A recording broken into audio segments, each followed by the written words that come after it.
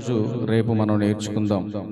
ఎందుకంటే భూమి మీద తన పిల్లలు ఎలా ఉండాలని దేవుడు కోరుకున్నాడో, దేవుడు కోరుకున్నట్టుగా తన పిల్లలు బ్రతకట్లేదనేది దేవుని యొక్క ఆవేదన ఉంది. దానికి ముఖ్య ఉద్దేశముగానే క్రైస్తవ కుటుంబం భూమి మీద ఉన్నటువంటి, కొంచెం బేసవండి, కొద్ది సైడ్ ఉండేవండి, భూమి మీద ఉన్నటువంటి ప్రతి కుటుంబం దేవుని చిత్తాన్ని నెరవేర్చేటటువంటి కుటుంబంగా ఉంటే ఎలా ఆశీర్వదింపబడుతుందో, దేవుని చిత్తాన్ని నెరవేర్చకుండా తమకు నచ్చినట్టుగా బ్రతికితే ఎలాంటి శాపాలు కుటుంబాలకు వస్తాయో అనేకమైన విలువైన సంగతులు ఈ 2 దినాలు మనం నేర్చుకోబోతున్నాం. సమయాన్ని మనసులో ఉంచుకొని దేవుని వాక్యాన్ని వినండి. మీకు నచ్చకపోతే వెళ్ళిపోండి, అవ్వని బతిలాడడం ఇక్కడ మేము. సమయాన్ని మనసులో పెట్టుకుని వాక్యం వినండి. నేను 6:30 ఈ స్థలంకి రామని చెప్పాను. నేను మీరు ఇంకా 7:30-8 దాకా మీ పనులు చేసుకొని, ఉద్దేశం ఏంటో 2 మాటలు చెప్పేసి మొదటి వర్తమానంలోకి వెళ్దాం. ద్వితీయోపదేశకాండం 31వ అధ్యాయం. ద్వితీయోపదేశకాండం 31వ అధ్యాయం వచనం 12. మీ దేవుడైన యెహోవాకు భయపడి ఈ ధర్మశాస్త్ర వాక్యములన్నిటినీ అనుసరించి నడుచుకొనున్నట్లు పురుషులేమి, స్త్రీలేమి, పిల్లలేమి, మీ పురములలోనున్న పరదేశులేమి వాటిని విని నేర్చుకొనుటకై అందరినీ పోగు చేయవలెను. చాలమ్మా. దేనికోసం పోగు చేసాం మనం ఇదంతా? ఏమ్మా, దేనికోసం పోగు చేసాం మనం అందరినీ? భోజనాలు వండుకొని తింటానికా? దానికోసం అయితే సువార్త ఎందుకండి అవసరం? అది భోజనం కోసం కాదు సువార్త. మరి దేనికోసం సువార్త? సందాలు వసూలు చేసుకోవడానికా? మరి దేనికి సువార్త? దేని కొరకు? చుట్టాలని పిలవమని చెప్పాను నేను. మీ బంధువుల్ని, మీ చుట్టూ ఉన్నటువంటి సంఘాలను, మీకు తెలిసిన ప్రతి ఒక్కరిని ఈ ఊరికి రమ్మని ఆహ్వానం ఎందుకు ఇచ్చాం మేము? మన గొప్పలు చూపించుకోవడానికా? మరి దేనికోసం ఏర్పాటు చేశాం? తిమోతి గారికి రాసిన మొదటి పత్రిక 2వ అధ్యాయం 4వ వచనం చూడండి. మొదటి వర్తమానం విందాం. దేనికోసం ఏర్పాటు చేశామో మనసు పెట్టి ఈ మాట చదువుకొని మొదటి వర్తమానం శ్రద్ధగా విందాం. తిమోతి గారికి రాసిన మొదటి పత్రిక 2వ అధ్యాయం 4వ వచనం. ఆయన అనగా దేవుడు మనుషులందరూ రక్షణ పొంది సత్యమును గూర్చిన అనుభవ జ్ఞానం గలవారై ఉండాలని దేవుడు ఎప్పుడు నిర్ణయించాడో, ఎప్పుడు ఇష్టపడుతున్నాడో, ఎప్పుడు ఆలోచించాడో ఈ మనుషులంతా రక్షణ పొందాలని మనం విందాం, మనం నేర్చుకుందాం. రక్షణను నిర్లక్ష్యము చేసిన వాడు తప్పించుకోలేడు. కాబట్టి జాగ్రత్తగా మనం దేవుని వాక్యాన్ని మనం విందాం. అనేక ప్రాంతాలలో దేవుని సువార్తను ప్రకటిస్తూ స్థానికంగా విసనపేట సంఘములో పనిచేస్తున్నటువంటి సోదరులు పాపారావు గారు మొదటి వర్తమానాన్ని మనకు అందిస్తారు. శ్రద్ధాశక్తులతో అల్లరి చేయకుండా మనము దేవుని మాటను వింటున్నామన్న భయం, ఎలా వినమని చెప్పాడు? మొదటిగా భయంతో దేవుని మాట వినాలి. కాబట్టి మనం భయం కలిగి దేవుని యొక్క సన్నిధిలో ఉన్నామని ఆలోచించి దేవుని వాక్యాన్ని మనం శ్రద్ధాశక్తులతో వినాలని ఇటు అవకాశాన్ని సోదరులకు ఇస్తూ ప్రేమతో ఆహ్వానిస్తూ ఉన్నాం.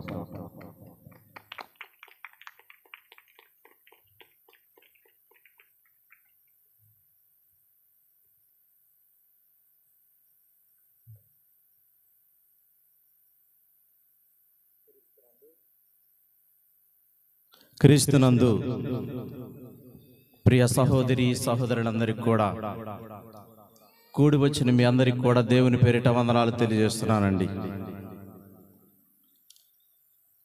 ఇంత గొప్ప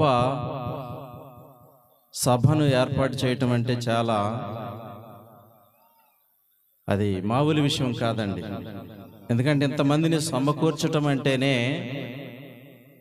అది చాలా గొప్ప విషయం అండి, రిస్క్తో కూడుకున్న విషయం అండి. ఎందుకంటే సేవకుడు చెప్పిన ప్రతి మాటను కూడా ప్రతి ఒక్కరు కూడా వింటేనే, సంఘమంతా కూడా వింటేనే ఏదైనా కూడా చేయటానికి అవకాశం ఉంటుంది. నాకు తెలిసినంత వరకు కూడా ఈ యొక్క వీరరాఘపురం గ్రామం ప్రతి ఒక్కరు కూడా యవనస్తులే కానీ సంఘమే కానీ చాలా ప్రోత్సాహకరంగా ఉంటుందని నాకు తెలుసు. లేకపోతే ఇంత గొప్ప సభను ఏర్పాటు చేయలేరండి. మీ అందరికి కూడా నేను చిరపరిచితుడిని, చాలా మందికి కూడా తెలిసిన వ్యక్తినండి. చాలాసార్లు కూడా ఈ యొక్క గ్రామానికి నేను చాలాసార్లు కూడా వచ్చా. గమనించగలిగినట్లయితే ఇంత ప్రయాసపడి వెంకటేశ్వరరావు గారు మీ యొక్క దేవునికి అమూల్యమైన వాక్యాన్ని మీ అందరికి కూడా వినిపించాలి, అనేకమైన ఆత్మలు రక్షింపబడాలి, ఈ యొక్క పతన వ్యవస్థలో ఉన్న ఈ యొక్క లోకానికి మంచి సువార్తన అనేది వినిపించాలనేది వారి యొక్క తాపత్రయంతో వారు పిలిచారు, అనేక మందిని కూడా ఆహ్వానించారు. కాబట్టి మనం ఏం చేయాలంటే ఆ ఆహ్వానాన్ని మన్నించి మనతో పాటు అనేక మందిని కూడా తీసుకొచ్చి దేవునిలో నడిపించినట్లయితే అది మనకిని మంచిది, దేవునికి కూడా మంచిదండి. అయితే మొదటిగా మనం చూడగలిగినట్లయితే నాకు ఇచ్చిన మొదటిగా పాఠంగా మనం గమనించగలిగినట్లయితే క్రీస్తునందు ప్రియ సహోదరి సోదరులందరికీ కూడా మరొకసారి కూడా మీ అందరికీ వందనాలు తెలియజేస్తూ మనం పాఠంలోకి వెళదామండి. నాకు ఇచ్చిన ఒక గొప్ప అవకాశాన్ని నేను సద్వినియోగం చేసుకుంటాను. నాకు ఇచ్చిన టైటిల్ ఏంటంటే పతన వ్యవస్థలో పరిశుద్ధుని యొక్క కుటుంబాలు. అంటే పతన వ్యవస్థలో పరిశుద్ధుని యొక్క కుటుంబాలు అంటే పతనం చేయటానికి మరొకడు కూడా ఉన్నాడు. ఎవరంటే సాతాన్ అనేది అందరికీ కూడా తెలుసు. కాబట్టి ఈ పరిశుద్ధుని కుటుంబాలు, ఈ యొక్క పరమ తండ్రి యొక్క కుటుంబాల గురించి మనం ఆలోచన చేద్దాం గ్రంథము నుండి. ఈ లోకంలో మనం గమనించగలిగినట్లయితే అనేక కుటుంబాలు కూడా చెల్లాచెదరైపోయి కుటుంబాలే విడిపోయి అనేక రకాలు కూడా ఇబ్బందులకరంగా ఉండే స్థితులు మనం చూస్తూ ఉన్నాం. అయితే చూసినట్లయితే గ్రంథంలో మనం the foundation of the family అంటే కుటుంబం అనేది భూమి మీద ఉండాలని, కుటుంబ వ్యవస్థ అనేది ఈ లోకములో ప్రజలు ఉండాలనేది, సంతానము కలిగి ఉండాలని, భార్య భర్తలు కుటుంబాలు కలిగి ఉండాలని నిర్ణయించాడు దేవుడు. అయితే ఇక కట్టబడాలి కుటుంబాలు అయితే అనుకున్నాడు, ఆలోచించాడు, స్థిరపరచాలని, దానిని అమలుపరచాలనేది సర్వశక్తి గల దేవుడు ఆలోచన చేశాడండి. ఈ కుటుంబ వ్యవస్థ అనేది ఎలా ఉండాలంటే కట్టబడాలి. కుటుంబం అని అంటే ఒకరే కాదు, ఒక భార్య, భర్త, పిల్లలు అందరూ కలిస్తేనే ఒక కుటుంబము. ఒక మనిషి, ఒక వ్యక్తి ఉంటే కుటుంబం కాదు, కానీ ఒక ఫ్యామిలీ అంటే ఒక కుటుంబము. ఆ కుటుంబ వ్యవస్థ అనేది భూమి మీద ఎలా ఉండాలి, ఎలా జీవించాలి, ఎలా బ్రతకాలి, ఆయన కోరుకునే రీతిలో మనము ఉంటున్నామా లేదా, ఆయనని దుఃఖపరుస్తున్నామా అనేది మనందరం కూడా ఆలోచన చేయాలి. అయితే ఆది కాండములో మనం చూడగలిగినట్లయితే పరిశుద్ధ గ్రంథంలో అంటాడు మొట్టమొదటిగానే, నరుడు ఒంటరిగా ఉండటం మంచిది కాదు, ఆయనకి చాటి అయిన సహాయము అవసరమే ఉన్నదని పరిశుద్ధ గ్రంథము మనకు తెలియజేస్తుందండి. ఆ యొక్క వచనాన్ని చాలాసార్లు మనం చదువుకున్నాం, చాలాసార్లు కూడా మనం అందరూ కూడా విని ఉన్నాం.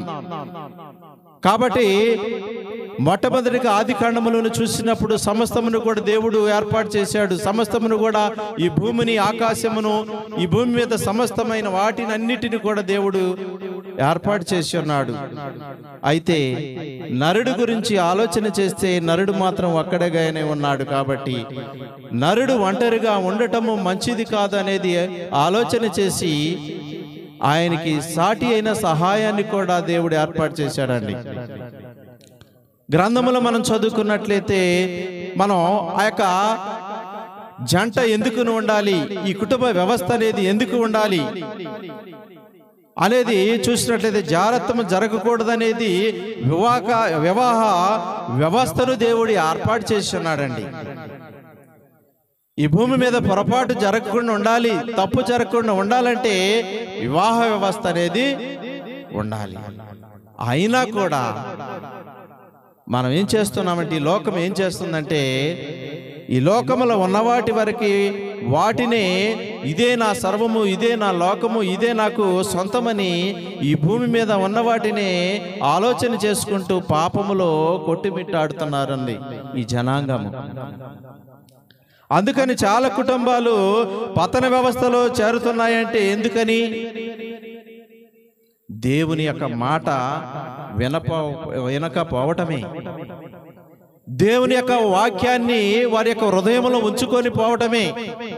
ఉంచుకోకుండా వారు ఏం చేస్తున్నారంటే విని ఇక్కడే విడిచిపెట్టుకొని వెళ్ళిపోతున్నారండి. అటు విలువైన మాటలు వారి యొక్క హృదయాల్లో ఉంచుకోవటలా. అందుకని యాకోబు తన పత్రికలో ఏమంటాడంటే, మీరు వినువారు మాత్రమే ఉండి ఉన్నట్లయితే వాక్య ప్రకారం ప్రవర్తించకుండా మిమ్మల్ని మీరే మోసపుచ్చుకున్నట్లే. అది ఎవరిని? నువ్వు దేవుని మోసం చేస్తున్నావా? నిన్ను నువ్వు మోసం చేసుకుంటున్నావా? నీ కుటుంబాన్ని నువ్వు మోసం చేసుకుంటున్నావా అనేది మనం ఒకసారి ఆలోచన చేయాలి. అందుకనే కుటుంబం అనేది బలహీనపడుతుంది. ఎందుకు? ఈ కుటుంబాలు అనేది బలహీనతలో ఎందుకు ఉంటున్నాయంటే మన యొక్క బలహీనతను బట్టి. మనలో ఏదో ఒక బలహీనత ఉన్నది, మనలో యొక్క ఏదో ఆలోచన ఇంకోటి వేరేది ఉన్నది. అందుకే నువ్వు పతన వ్యవస్థలో ఉండిపోతున్నావు. అందుకే ఈ లోకంలో దేవుడు ఏదైతే దాని మీద నీ మనసు ఉంచకూడదని, ఆ వ్యామోహం అనేది ఉండకూడదని ఆయన కోరుకున్నాడో అదే మనుషుడు చేస్తున్నాడు. ఏంటనేది? ధనం అనేది. మనుషుడు ధనం మీద ఆలోచన పెట్టి ఏదో సంపాదించాలి, ఏదో కూడబెట్టాలి అని మనుషుడు వాటి వైపే చూసుకుంటూ కుటుంబంలో ఉన్న పిల్లల గురించి కానీ భార్య గురించి కానీ ఆలోచన చేయటలా. అందుకని చూడగలిగినట్లయితే ఏమంటండి, నువ్వు కష్టపడి రాత్రింబవళ్ళు సంపాదిస్తున్నావు, అది దేవునికి అనుకూలంగా ఉంటున్నాయా, దేవునికి మహిమకరంగా ఉంటున్నాయా అనేది కూడా ఎవరు కూడా ఆలోచన చేయట్లా. నువ్వు సంపాదిస్తున్నావు, రాత్రింబవళ్ళు కష్టపడుతున్నావు, ఆ ధనాన్ని తీసుకొచ్చి ఇంటి దగ్గర పెడుతున్నావు. అది నీ భార్య, నీ పిల్లలు దేని కొరకు ఆ సంపాదనని ఉపయోగిస్తున్నారు అనేది కూడా ఆలోచన చేయాలి. ఏం చేస్తున్నారండి? ఆ డబ్బుని నువ్వు కష్టపడి ఆ యొక్క ధనాన్ని ఏం చేస్తున్నారంటే దుర్వినియోగం చేస్తున్నారండి. దేని కొరకు? వారి యొక్క జల్సాల కొరకు, వారి యొక్క అవసరాల కొరకు, సరదాల కొరకు వారు ఉపయోగం చేస్తున్నారండి. అందుకని మరొకటి కూడా చూసినట్లయితే, కుటుంబ యజమానిగా నీ యొక్క బాధ్యత ఏమై ఉన్నది? కుటుంబం యొక్క యజమానుడిగా నువ్వు ఏం చేస్తున్నావు? నీ పిల్లలకి నువ్వు న్యాయం చేస్తున్నావా? నీ భార్యకి నువ్వు న్యాయం చేస్తున్నావా? ఎవరైనా ఆలోచన చేశారా? అందుకని దేవుడు అప్పగించిన పనిని నువ్వు నెరవేరుస్తున్నావా అనేది కూడా ఒకసారి నీకు నువ్వు స్వపరీక్ష చేసుకోవాలి. నా పిల్లలకి నేను న్యాయం చేయలేకపోతానే, నా కుటుంబానికి నేను న్యాయం చేయలేకపోతానే, వారు అడిగింది నేను ఇవ్వలేకపోతానే అని ఎప్పుడైనా మనం ఆలోచన చేశామా? చాలా మంది కుటుంబాలు ఏం చేస్తున్నాయంటే, ఆ ఉన్న వాటిని, ఆ కష్టపడిన ఆ కొద్ది దాంట్లోనే ఏం చేస్తున్నారంటే చెడు వ్యసనాలకి అలవాటు పడిపోయి కుటుంబాలే పతనమైపోతున్నాయి. అది దేనికి? త్రాగుడికే కానీ, లేకపోతే జోదాలకే కానీ, లేకపోతే ఇంకనూ అనేక చెడు వ్యసనాలకు అలవాటు పడి మన కుటుంబాలు పతనమైపోతున్నాయి. మనల్ని చూసి మన పిల్లలు కూడా అదే స్థితిలో దిగజారిపోతూ ఉన్నారండి. అందుకనే దేవుడు ఏదైతే కోరుకున్నాడు, దేవుడు ఏదైతే ఈ యొక్క జనాంగము పతన వ్యవస్థలో ఉండకూడదు అనేది కోరుకున్నాడో, అలా మనం ఎందుకు ఉండలేకపోతున్నాం అనేది ఒకసారి మనం ఆలోచన చేయాలండి. అందుకనే భర్తల గురించి మనం ముఖ్యంగా మనం ఆలోచన చేయాలి. భర్తల గురించి మనం ఆలోచన చేస్తే గ్రంథంలో మనం చూడగలిగినట్లయితే ఏమంటాడు? మీరు మీ భార్యలను ఎలా ఉంచాలంటే ప్రేమించాలని గ్రంథము తెలియజేస్తుంది, పరిశుద్ధ గ్రంథము. ఎఫెసీయులకు రాసిన పత్రికలు మనం చూడగలిగినట్లయితే గ్రంథము నుండి, ప్రియ సహోదరి సహోదరులారా, ఎఫెసీయులకు రాసిన పత్రికలు మనం చూడగలిగినట్లయితే 5వ అధ్యాయము 21వ వచనము నుండి మనం చూడగలిగినట్లయితే, క్రీస్తునందలి ఒకరినొకరు ఎలా ఉండాలట? లోబడి ఉండాలి. కుటుంబంలో ఒకరికొకరు భార్య భర్తలు లోబడి జీవిస్తున్నారా? ఒకరినొకరు అర్థం చేసుకొని లోబడి ఉంటున్నారా? ఉండటలా. అందుకనే 21వ వచనం 22వ వచనం కూడా మనం చూడగలిగినట్లయితే, ప్రియులారా,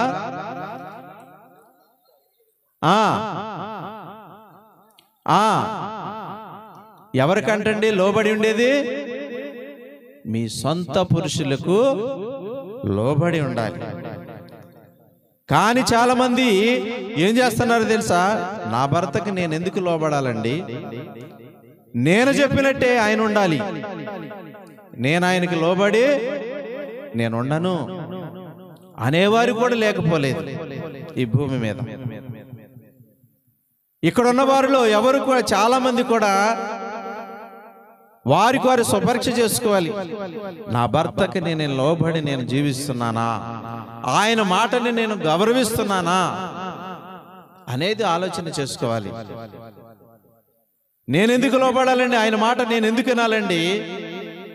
నేను ఉన్న స్థితిలో నుంచి వచ్చా, మాకు ధనం ఉన్నది, నా ఇంటి దగ్గర చాలా ధనం ఉన్నది, కాబట్టి నా భర్తకి నేను ఎందుకు నేను లోబడాలి?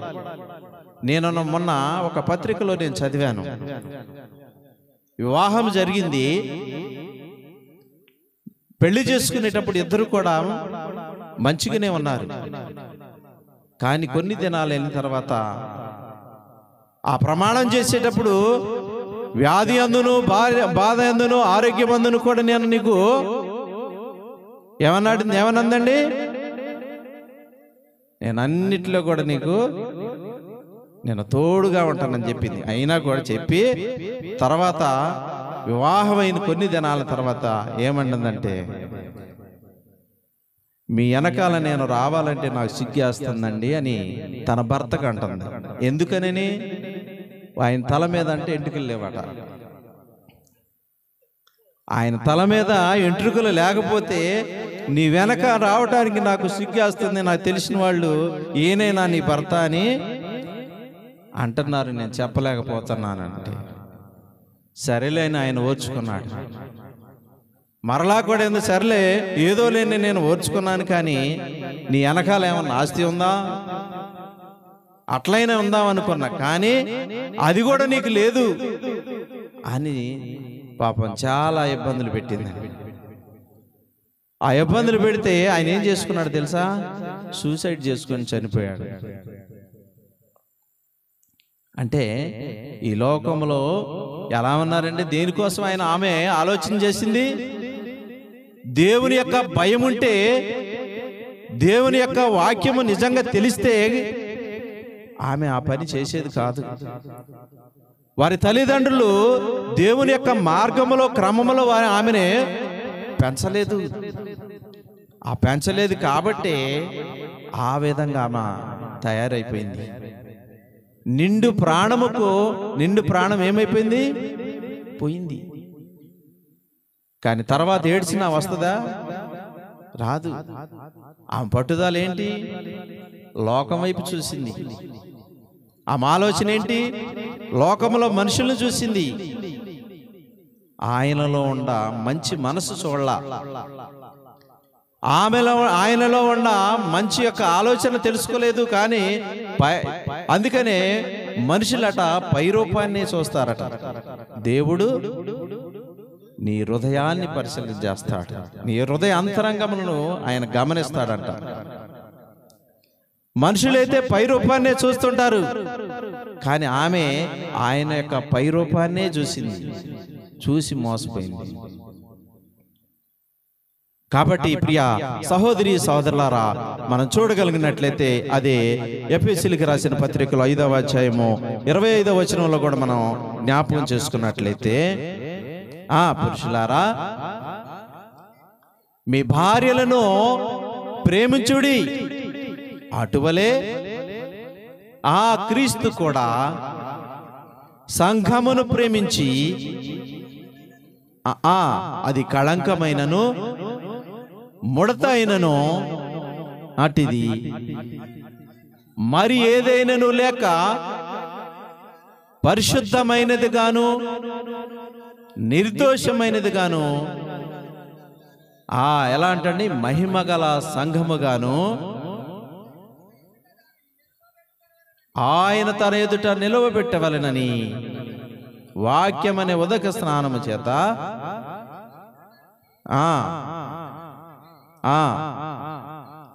తన్ను తాను అప్పగించుకొని నేను. అయితే ఇక్కడ భర్తల గురించి భార్యల విషయంలో మనం చూడగలిగినట్లయితే, క్రీస్తు సంఘమునకు, ఎందుకంటే క్రీస్తు భర్తగాను సంఘమునకు భార్యగాను ఆయన వర్ణించాడండి. వధువు సంఘంగాను వరుణ సంఘముగాను ఆయన వర్ణించాడండి. అదే పేతురు రాసిన మొదటి పత్రికలో కూడా మనం చూసినట్లయితే 3వ అధ్యాయంలో భార్యల విషయంలో కూడా అక్కడ కూడా తెలియజేస్తున్నాడు. 3వ అధ్యాయము 7వ వచనంలో అక్కడ కూడా ఏమంటున్నాడంటే, అటువలనే పురుషులారా జీవమనే కృపావరములో మీ భార్యలు మీతో పాలివారై ఉన్నారని ఎరిగి ఎక్కువట బలహీనమైన ఘటమని భార్యను సన్మానించి మీ ప్రార్థనలకు అభ్యంతరము కలగకుండానట్లు దేని చొప్పునంటండి? జ్ఞానము చొప్పున వారితో కాపురము చేయాలట.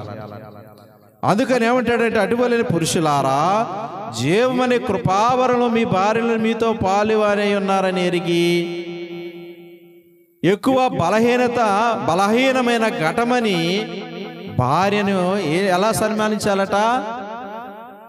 దేనితో సన్మానించాలట? దీనితో ఏదో బొకే ఇచ్చో లేకపోతే శాలువాలు కప్పో ఆ విధంగా కాదు సన్మానించేది. ఎలా అంటండి? ఏ విధంగా సన్మానించాలి, ఏ విధంగా ఆమెను ప్రేమించాలి అనేది ఇక్కడ మనకి తెలియజేస్తున్నాడు. ఎందుకంటే ఇక్కడ జ్ఞానము చొప్పున ఆమెతో ఎలా ఉండాలట? కాపురం చేయాలి. ఏ విధమైన జ్ఞానం? లోక సంబంధమైన జ్ఞానము కాదు, దేవుని జ్ఞానము అవసరమే ఉన్నది. ఆ ఇల్లు బలంగా ఉండాలంటే, ఆ కుటుంబము చక్కగా ఉండాలంటే జ్ఞానము చొప్పున ఆ కుటుంబము ఇద్దరు కూడా ఏ విధంగా ఉండాలంటే బలంగా దేవునిలో ఉండాలి. లోక సంబంధమైనవి కాదు, దేవుడు కోరుకున్న విధంగా ఆ కుటుంబం ఉండాలని, దేవుడు ఏదైతే కోరుకొని ఉన్నాడో ఆ రీతిగా ఉండాలి. అందుకనే ఆ యొక్క స్త్రీల గురించి ఏమన్నాడంటే, ప్రియ సహోదరి సోదరులారా జ్ఞానము చొప్పున వారితో కాపురము చేయాలి. అలా చేయకపోతే ఆ స్త్రీ ఉంటదండి? ఉండదు. మనం ఇష్టం వచ్చిన రీతిగా ఉంటే, మన ఇష్టానుసారంగా ఉంటే ఆ కాపురం అనేది ముందుకి కొనసాగదు. అందుకనే మరొక ఇక్కడ చూసినట్లయితే ఆమె విషయంలో చూస్తే ఆమె విషయంలో జ్ఞానము కలిగి నడుచుకోవాలి. ఈ లోక జ్ఞానము కాదండి, దేవుని యొక్క జ్ఞానం అవసరమే ఉన్నది. కాబట్టి ప్రియా సహోదరి సోదరులారా, ఆమె ఎటువంటి ఆమె బలహీనమైన ఘటం అని అన్నాడు. బలహీనమైన ఘటం అంటే ఆ యొక్క బలహీన గురించి ఆమె మనం చూసినట్లయితే ఒక గాజు విషయంలో చూసినట్లయితే గ్లాసు విషయంలో అది కింద పడితే పగిలిపోద్దా లేకపోతే గట్టిగా ఉంటుందండి? పగిలిపోతుంది. దాన్ని ఏ విధంగా జాగ్రత్త చూసుకోవాలి? చాలా చక్కగా భద్రంగా చూసుకోవాలి. ఒక కోడిగుడ్డు ఉందనుకోండి, ఆ గుడ్డుని మనం ఎంత భద్రంగా పట్టుకొని తీసుకురావాలి? అది తీసుకురాకపోతే జాగ్రత్తగా మనం దాన్ని తీసుకురాకపోతే అది ఏమైపోద్దండి? పగిలిపోద్ది. అలాగనే స్త్రీని కూడా ఆమె బలహీనమైన ఘటము అన్నాడు. ఆమె చాలా భద్రంగా కాపాడుకోవాలి ఆ యొక్క స్త్రీని. అందుకనే దేవుడు అంటే భయం ఉన్నవారు దేవుని యొక్క పని చేయాలండి.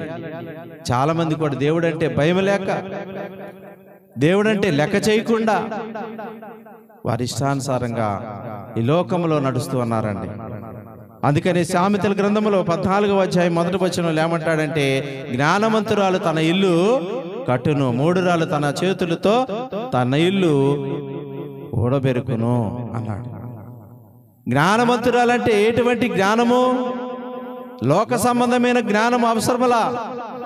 దేవుని యొక్క జ్ఞానముతో నీ ఇల్లును నువ్వు చక్క పెట్టుకోవాలి. దేవుని యొక్క జ్ఞానముతో నీ కుటుంబాన్ని నువ్వు చక్క పెట్టుకోవాలి. దేవుని యొక్క జ్ఞానము లేకుండా లోక సంబంధమైన జ్ఞానము నీకు ఉన్నట్లయితే అది ఉపయోగం లేదు. ఈ లోకము సంబంధించింది కానీ దేవుని ఈ సంతోషకరమైన జ్ఞానము కాదండి అది. అందుకనే జ్ఞానం అంటే ఈ లోక జ్ఞానము అవసరంలా. జ్ఞానం అంటే నువ్వేదో గొప్ప గొప్ప చదువులు చదివి ఏదో పీజీలు చదువుకొని ఏదో డిగ్రీలు చదువుకొని ఆ జ్ఞానం అవసరంలా. దేవుని యొక్క జ్ఞానము అవసరమే ఉన్నది. అందుకనే నీవు ఏమంటారు, నీ కుటుంబాన్ని, నీ భర్తను, నీ పిల్లలను దేవుల్లో నడిపించేవారిగా ఉండాలి స్త్రీ. చాలా మంది పురుషులు ఏం చేస్తారంటే, అమ్మా నీ భర్త నీ భర్త గుడికి రాలేదంటే ఏమంటారండి? ఆయన ఎక్కడికో పనికి వెళ్ళాడండి. నీ బిడ్డ గుడికి తీసుకురాలేదమ్మా అంటే వాడు ఆడుకోవటానికి పోయాడండి. అది కాదండి. నువ్వు గుడికి వచ్చేటప్పుడు నీ భర్తని, నీ పిల్లలని అందరినీ కూడా తీసుకొని దేవుని యొక్క మందిరానికి తీసుకొని రావాలి. అది కాకుండా ఏదో నిర్లక్ష్యం చేసి వారిని వదిలిపెట్టామనుకోండి, అది ముందుకి ఆ కుటుంబము ఎంత చక్కగా సాగుతుందో అది మనందరం చూస్తూనే ఉంటాం ఈ లోకంలో. ప్రార్థనా జీవితం అవసరము కుటుంబానికి. కుటుంబంలో ప్రార్థనా జీవితం అవసరమండి. అప్పుడే నీ కుటుంబం గొప్పగా దేవుడు ఆశీర్వదిస్తాడు, గొప్పగా నిన్ను దేవుడు హెచ్చిస్తాడండి. ఆ ప్రార్థన జీవితం లేకపోతే ఆ కుటుంబం అంతా కూడా ఎలా ఉంటుందంటే చిందర వందర అయ్యే స్థితిలో ఉంటుంది. భర్త త్రాగుడికి బానిసైపోయిందంటే ఆయన కొరకు ఎప్పుడైనా నువ్వు ప్రార్థన చేశావా? నీ కుమారుడు లోక సంబంధంగా తిరుగుతున్నాడంటే ఆయన కోసం ఎప్పుడైనా నువ్వు ప్రార్థన చేశావా? నీ కుమార్తె వేరే ఆ స్థితిలో ఉన్నదంటే, ఈ లోక సంబంధంగా ఉన్నదంటే ఆమె కొరకు ఎప్పుడైనా నువ్వు ప్రార్థన చేశావా? లేకపోతే భార్యనే ఈ లోక సంబంధంగా ఉన్నట్లయితే ఆమె కోసం మనం భర్తగా నీ బాధ్యత నువ్వు నెరవేర్చావా ప్రార్థనతో? అందుకనే భార్యకే కాదండి, భర్తకు కూడా దేవుని యొక్క మార్గంలో ఉండాలి. అందుకని మరొక లేఖనము కూడా చూసినట్లయితే సామెతల గ్రంథము 24వ అధ్యాయము 3వ వచనంలో కూడా చూడగలిగినట్లయితే, జ్ఞానం వలన ఇల్లు కట్టబడును, వివేచన వలన అది స్థిరపరచబడును. ఎందుకంటే జ్ఞానం వలన ఏంటండి? ఇల్లు కట్టబడును. అందుకనే మరొకటి కూడా సామెతల గ్రంథంలోని 5వ అధ్యాయం తిమోతి రాసిన మొదటి పత్రికలో మనం చూడగలిగినట్లయితే యవన స్త్రీల గురించి ఇక్కడ మాట్లాడుతూ ఉన్నాడు. 5వ అధ్యాయము 14వ వచనంలో, కాబట్టి యవ్వన స్త్రీలు వివాహము చేసుకొని పిల్లలను కని గృహ పరిపాలన జరిగించుచు నిందించుటకు విరోధికి అవకాశం ఇవ్వకుండా ఉండవాలి. అంటే విరోధి అంటే ఎవరు? అపవాది. ఆ యొక్క అపవాదికి నువ్వు చోటు ఇవ్వకుండా ఉండాలి. అందుకని యవ్వన స్త్రీలు వివాహం చేసుకొని పిల్లలను కానీ గృహ పరిపాలన జరిగించు ఏమన్నాడు? నిందించుటకు అంట అపవాదికి నువ్వు అవకాశం ఇవ్వకుండా ఉండాలి. నువ్వు అవకాశము ఇవ్వకుండా ఉండాలంటే దేవునిలో నువ్వు అంటుకట్టబడే వారి రీతిలో ఉండాలి. దేవునిలో నువ్వు బలంగా ఉండాలి. నువ్వు బలమైన క్రైస్తవుడు లాగా ఉండాలి. నువ్వు బలహీనత కలిగి ఉన్నట్లయితే అపవాది నీ దగ్గరికి వచ్చే ప్రమాదం ఉంది. ఈ లోకములో అపవాది కూడా ఉన్నది. ఏ కుటుంబమో వీక్నెస్గా ఉన్నదా, ఏ కుటుంబమో ఏదైనా తేడాగా ఉన్నదా అనేది చూసుకుంటూ ఉంటుందండి. అందుకని యోబు విషయంలో చూడగలిగినట్లయితే యోబు గ్రంథం 1వ అధ్యాయంలో చూడగలది ఏముంటుందంటే, అపవాదిని నువ్వు ఎక్కడి నుంచి వచ్చావనంటే, ఈ భూమి మీద నేను ఇటును అటును తిరుగులాడుచుంటాను. ఎందుకనండి? ఏ కుటుంబంలో గొడవ జరుగుతుంటదా, ఏ కుటుంబమో చిందరవందర అవుతుందా, ఆ కుటుంబాన్ని పట్టుకుంటదండి. అందుకనే ప్రియా సహోదరి సోదరులారా, నువ్వు దేవునిలో బలంగా కలిగి ఉండాలి. ఎందుకంటే పతన వ్యవస్థలో పరిశుద్ధిని కుటుంబాలు ఎందుకని దిగజారిపోతున్నాయంటే దేవుని మార్గంలో నడవకుండా ఉంటున్నారు కాబట్టి, దేవుని యొక్క మాటను పెడచెవుని పెట్టుకొని వారి ఇష్టానుసారంగా బ్రతుకుతున్నారు కాబట్టి ఆ పతన వ్యవస్థలో పడిపోతున్నారు. భార్య గాని భర్తే గాని దేవునికి లోబడకుండా వారు ఉంటున్నారండి. దేవుడు ఏదైతే కోరుకుని ఉన్నాడు, అందుకని కుటుంబం అనేది భూమి మీద ఉండాలని దేవుడు కోరుకున్నాడండి. అందుకని ఈ యొక్క వివాహ వ్యవస్థని దేవుడు ఏర్పాటు చేశారు. ఈ దాంపత్య జీవితంలో ఒడిదుడుకులు వస్తుంటాయి. ఈ దాంపత్య జీవితంలో ఎన్నో సమస్యలు వస్తుంటాయి. ఈ జీవిత ప్రయాణంలో ఎన్నెన్నో ఎదురవుతూ ఉంటాయి. కానీ నువ్వు బలమైన క్రైస్తవుడు లాగా ఉండాలి. నువ్వు బలమైన క్రైస్తవ రాలిగా ఉండాలి. అప్పుడే అపవాది నీ దగ్గరికి రాదండి. అందుకనే మరొకటి కూడా మనం చూడగలిగినట్లయితే మరొక లేఖనాన్ని కూడా గృహ పరిపాలన జరిగించమన్నాడని చాలా మంది కూడా స్త్రీలు ఏం చేస్తున్నారంటే పురుషుడిని లెక్క చేయకుండా వారి ఇష్టానుసారంగా వారి పరిపాలన చేస్తుంటున్నారు. 10 మందిలో పురుషుడు ఏదైనా మాట్లాడాడు అనుకోండి, నీకు తెలీదు, నువ్వు ఆగు, నేను మాట్లాడతా అంటే పురుషుడిని నువ్వు లెక్క చేసినట్ట, గౌరవించినట్లండి. పురుషుడంటే లెక్కలేదు ఏమండి? పురుషుడంటే లెక్క లేకుండా స్త్రీ ఎలా ఉంటుందంటే, నేనే పరిపాలన చేస్తా, నా మాటే వినాలి, నా మాటే గెలవాలి. ఆ కుటుంబం ముందుకు సాగదండి. ఒకరినొకరు అర్థం చేసుకొని వారి జీవితంలో ఒకరినొకరు అర్థం చేసుకొని ముందుకు వెళితే ఆ ప్రయాణము ఎలా ఉంటుందంటే సంతోషకరంగా ఉంటుంది, దేవుడు కోరుకున్న రీతిగా ఉంటుంది. అందుకనే మరొకడు ఎఫెసీయులకు రాసిన పత్రికలో మరొకసారి కూడా మనం చూద్దాం. స్త్రీలారా అంటే భార్యలారా మీ భర్తలకు లోబడి ఉండుడి. లేదు నేను లోబడి ఉండనండి, నాకంత అవసరం లేదండి అంటే సరిపోతుందండి? లోబడాలి. అందుకనే ప్రియ సహోదరి సోదరులారా, క్రీస్తు ప్రభు తండ్రికి లోబడలేదా? క్రీస్తు ప్రభు దేవునికి లోబడి ఉన్నాడా లేదా? లోబడ్డాడు. తండ్రి నీ చిత్తమైతే ఈ గిన్నెను నా యొద్ద నుండి తొలగించమన్నాడు. అంటే లోబడినట్ట తనకు తాను తగ్గించుకున్నాడు. అందుకని భార్య కూడా తగ్గించుకొని బ్రతకడం అనేది లేదు. కానీ ఏం చేస్తుంది? నా మాటే గెలవాలి అనే రీతిలో ఈనాడు సమాజం ఉన్నదండి. కానీ విసనపేట నుంచి వచ్చి మమ్మల్ని తిట్టడానికి వచ్చినట్టున్నారు. ఎలా అని నన్ను తిట్టుకుంటున్నారమ్మా మీరు? విసనపేట నుంచి వచ్చి వెంకటేశ్వరరావు గారిని మమ్మల్ని తిట్టడానికి పంపించినట్టు ఉంది, ఆయన తిట్టకుండా అని మీరు పొరపాటున అనుకోవద్దండి. అది నా మాటలు కాదు, దేవుని యొక్క గ్రంథము తెలియజేస్తుంది, పరిశుద్ధ గ్రంథము తెలియజేస్తుంది. అందుకని మరొకటి కూడా మనం మరొక లేఖనాన్ని కూడా మనం పరిశీలన చేసుకుందాం. అందుకనే అబ్రహాము తన భార్యను ఏ విధంగా గౌరవించింది? ఏమని గౌరవించిందండి? నా యజమానుడా అన్నది. అంటే గౌరవించినట్టండి, గౌరవించినట్లే.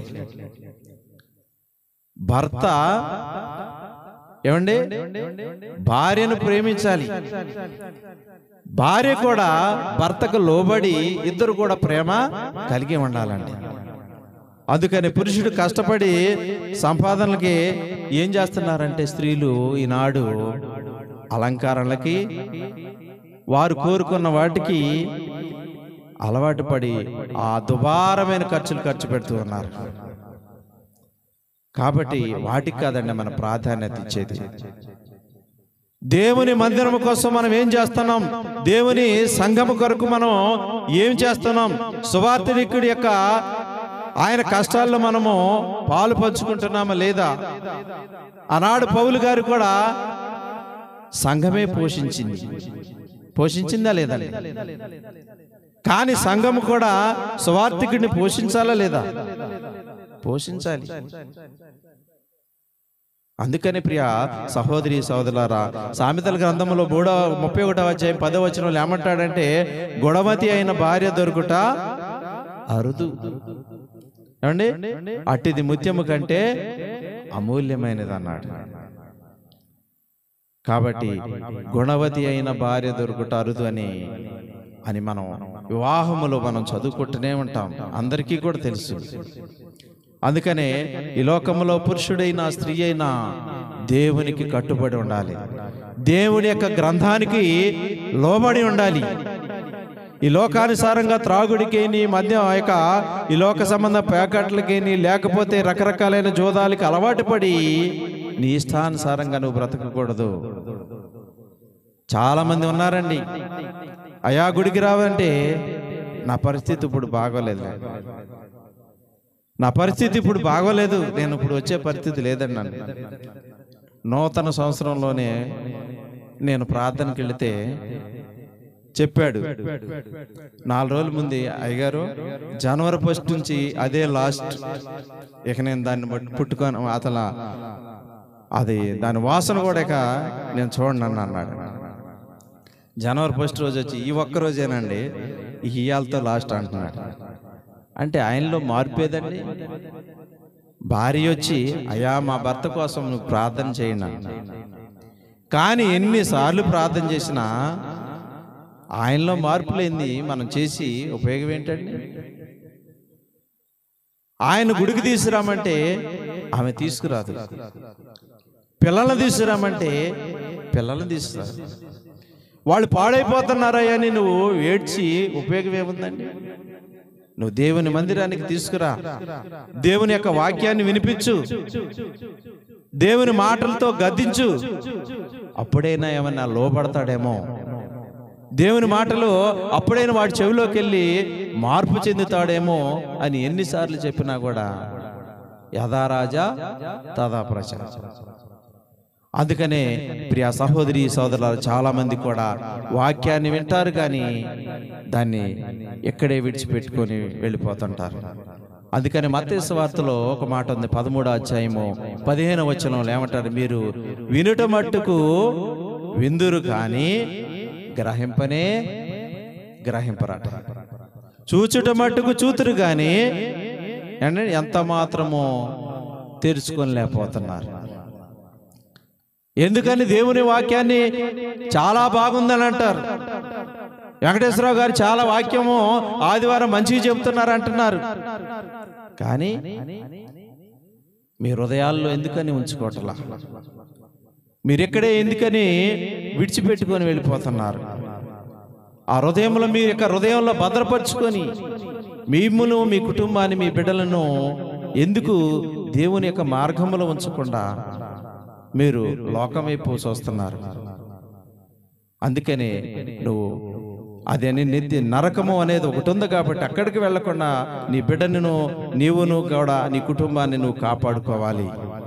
అందుకని మరొక చాటు కూడా మార్కు సువార్తలో 4వ అధ్యాయము 17వ వచనంలో కూడా ఏమంటుందంటే, అయితే వారిలో వేరు లేనందున కొంతకాలం వారు నిలుతురు కానీ వాక్యం నిమిత్తం వాళ్ళు శ్రమైనను హింసైనను కలగగానే వాళ్ళు ఏమైపోతారట? అభ్యంతర పడతారు. నువ్వు వాక్యం వింటావు, నీ హృదయంలో ఉంచుకో. నువ్వు వాక్యం బాగుందంటావు, నీ మనసులో ఉంచుకో. అందుకనే వారిలో వేరు లేదు. అందుకనే కొంతకాలమే వారు నిలుస్తుంటారు. చాలా మంది కూడా అంతే, వాక్యం వింటారు కానీ వారి మనసులో ఉంచుకోరు. అందుకని చివరగా మరొకటి కూడా చాలా మందికి అనేక సార్లు కూడా మనం విని ఉన్నాము. లోకాసు వార్తలు 8వ అధ్యాయము 9వ వచనం నుండి, అది త్రోవ పక్క నుండి వారు ఎటువంటి వారంటండి? వినువారు కానీ నమ్మి రక్షణ పొందుకున్నట్లు అపవాది వచ్చి వారి యొక్క హృదయంలో నుండి వాక్యాన్ని ఏం చేస్తుందంటండి? ఎత్తుకొని వెళ్ళిపోతుంది. అందుకనే మీరు ఏ విధంగా ఉంటారు? బండ మీద ఇల్లు కట్టుకునే వారిలాగా ఉంటారా, లేకపోతే మంచి నేలన పడిన విత్తనాలలాగా మీరు పోలిన వారికి ఉంటారనేది కూడా ఒకసారి ఆలోచన చేయాలి. అందుకని ప్రియ సహోదరి సహోదరులారా, మరొకటి కూడా చూసినట్లయితే 8వ అధ్యాయము 15వ వచనంలో చివరిగా చూస్తే, మంచి నేల నుండి విత్తనాలు పోలిన వారు ఎవరంటే, యోగ్యమైన మంచి మనసుతో వాక్యాన్ని విని దానిని అవలంబించి ఓపికతో ఫలించువారు. ఏమండి, జీవితంలో ఎన్నో కష్టాలు, నష్టాలు, బాధలు అన్నీ వస్తుంటాయి. వస్తాయా లేదా? అప్పుడు నువ్వు ఓపికతో కలిగి ఉండాలి. నువ్వు ఓపిక కలిగి ఉండాలి. ఓపిక లేకపోతే నువ్వు ముందుకు వెళ్ళలేవండి. కొన్ని శ్రమకు రాగానే చాలా మంది ఏం చేస్తారండి? శ్రమ రాగానే, ఇబ్బంది రాగానే గుడి వదిలిపెడతాం. ఏమండి, నువ్వు ఎవరి మీద అలిగేది? దేవుని మీద, లేకపోతే స్వార్థికుని మీద? కాదండి. నువ్వు అర్థం చేసుకొని గ్రంథం ఏం చెబుతుంది, లేఖనాలు ఏమి హెచ్చరిక చేస్తున్నాయి, అది నువ్వు అర్థం చేసుకొని దాని ప్రకారము బ్రతకాలి. అందుకనే దేవుడు, తండ్రి అయిన దేవుడు మనందరి కోసం ఆయన తన కష్టాన్ని ఆయన ఏమి ఆలోచన చేశాడే మనందరి కొరకు తన ప్రయాసము, ఆయన ఈ బిడ్డలు ఏ విధంగా ఉండాలి, నా చిత్తానుసారంగా ఉండాలి అనేది దేవుడు కోరుకున్నాడండి. ఈ కుటుంబ వ్యవస్థ అనేది బాగుండాలనేది ఆయన కోరుకున్నాడండి. పతన వ్యవస్థలో ఉండిపోవటం, ఈ పాపంలోని పడిపోవటం దేవునికి ఇష్టమైంది కాదండి. అందుకనే కుటుంబం అనేది సాతానుడికి చోటు ఇవ్వకుండా ఉండాలి. ఈ పతన వ్యవస్థలో మీరు పడిపోకుండా ఉండాలనేది హెచ్చరిక చేస్తూ ఉన్నానండి. అందుకనే పరమ తండ్రి కోరుకుంటున్నాడు. ఆయన కోరుకున్న రీతిలో మనందరము మన కుటుంబాలు ఉండాలనేది దేవుడు కోరుకుంటున్నాడండి. ఎన్ని కుటుంబాలు ఉన్నాయి? ఎంతమంది బాగుండారు? మా కుటుంబం సంతోషంగానే ఉందండి. మా కుటుంబం అంతా కూడా, మా భార్య భర్తల మధ్య ఎటువంటి గొడవలు లేవండి, మేమందరం కూడా హ్యాపీగా ఉన్నా అని ఎంతమంది చెప్పగలరండి? ఎవరు చెప్పలేరు, చాలా మంది కూడా. ఎందుకంటే ఎవరి సమస్యలు వాళ్ళకు ఉంటుంటాయి, ఎవరి హృదయాల్లో వాళ్ళకుంటాయి, ఎవరి మనసులో వాళ్ళకుంటాయి. కానీ అపవాదికి మనం చోటు ఇవ్వకూడదు. అపవాది వాడికి మనం చోటు ఇవ్వకూడదు అనేది మీకు ఈనాడు హెచ్చరిక చేస్తూ ఉన్నాను. అందుకనే ప్రతి కుటుంబము కూడా సంతోషంగా ఉండాలంటే ఆయన మార్గంలో, ఆయన కోరుకున్న మార్గంలో మనం నడవాలి. యేసుక్రీస్తు వారు ఏం చెప్పారు? నేనే సత్యమును, మార్గమును, జీవమును, నా ద్వారానే తప్ప ఎవడును కూడా తండ్రి యొద్దకు చేరలేడు. అందుకని ఆయన మార్గాన్ని మనం ఎంచుకోవాలి, ఆయన త్రోవను మనం వెతకాలి. ప్రతి ఒక్కరు కూడా ఆయన మార్గాన్ని మనం తెలుసుకొని ఉన్నట్లయితే ఆయన సంతోషపడతాడు. ఇంత శ్రమపడి ఇంత కష్టపడి సువార్థికులు వెంకటేశ్వరరావు గారు ఎంతో ప్రయాసతో ఎంతో భారంతో మీరందరి యొక్క సహకారంతో ఇంత గొప్ప సభను ఏర్పాటు చేయటం అంటే అది మామూలు విషయం కాదు. దేవుని చిత్తమైతే విసనపేటలో కూడా నూతన మందిరము పూర్తయిన తర్వాత కూడా మేము కూడా పెట్టాలని ఆశపడుతున్నాం. ఎందుకంటే ఆదం గారు ఉన్నప్పుడు అది నేను కూడా చూడలేదు, అది పెట్టారో లేదు, కానీ నేనైతే చూడలేదు. కానీ ఇక్కడ కూడా వెంకటేశ్వరరావు గారు పెట్టినప్పుడే నేను వచ్చా, మొదట్లో అటువైపు. మరలా నేను ఇది రెండవసారి. ఇటువంటి గొప్పలు సభలు జరగటం, దేవుని వాక్యాన్ని అనేక మంది కూడా వినిపించటం, అది చాలా ఆశీర్వాదకరం, దీవెనకరం ఆ కుటుంబానికి. ఎంతో భారం అని అనుకోకుండా అంత దూరం నుండి ఇక్కడికి వచ్చి మీకు స్వార్థను మీకు చెబుతూ ఉన్నారు, దేవుని యొక్క మాటలను చెబుతూ ఉన్నారు, అనేకమైన ఆత్మను రక్షించడానికి వారు ప్రయాసపడుతున్నారు. కాబట్టి మీ అందరూ కూడా ఎప్పుడును కూడా వారికి సహకరించాలి. మనందరము కూడా వేరు వేరు గృహాలైనా కూడా వేరు వేరు ప్రాంతాలైనా మనందరము కూడా దేవుని మందిరములో ఒకే కుటుంబము. మనందరము కూడా అందరము కూడా క్రైస్తవులు ఒకే కుటుంబం అండి. కుటుంబంలో తండ్రి గద్దించడా? యజమానుడు గద్దిస్తాడా లేదా? గద్దించి ఆ మాటలకి నువ్వు లోబడి ఉన్నట్లయితే నువ్వు మంచి మార్గంలో వెళతావు. నన్ను తిట్టారండి, నన్ను అందరి ముందు గద్దించాడనంటే అది ఎవరి కోసం అండి? మీకోసమే. మీరు చెడిపోకూడదు, మీరు బాగుపడాలి, మంచి మార్గంలో ఉండాలనేది వారి యొక్క తపన. నేను చూస్తూనే ఉన్నా, మీ యొక్క సంఘము చాలా బలంగా ఉన్నది.